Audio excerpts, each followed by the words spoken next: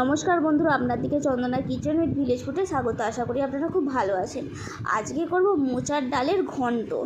প্রথমে কড়াইয়ের মধ্যে সাদা তেল দিয়ে আলুগুলো এবং ডালগুলো দিয়ে ভালোভাবে কিছুক্ষণ নেড়ে দেব। কিছুক্ষণ নাড়ার পর দিয়ে দেব অল্প পরিমাণে জল। তারপর ডালের যখন মুখটা ফেটে আসবে ওর মধ্যে দিয়ে দেবো মোচার মধ্যে কিন্তু আগে থেকে নুন মাখিয়ে আমি রসটা পুরোই বার করে নিয়েছিলাম।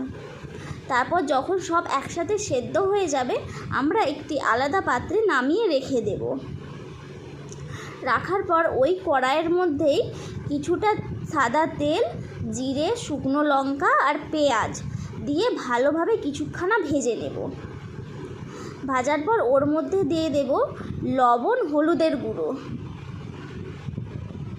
দিয়ে আরও কিছুক্ষণ ভালোভাবে ভেজে নেব সবগুলো একসাথে। তারপর ওই সেদ্ধ করা ডালটা আমরা কড়াইয়ের মধ্যে ঢেলে দেব। তারপর কিছুক্ষণ ঢাকা দিয়ে ডালটাকে ফুটিয়ে নেব।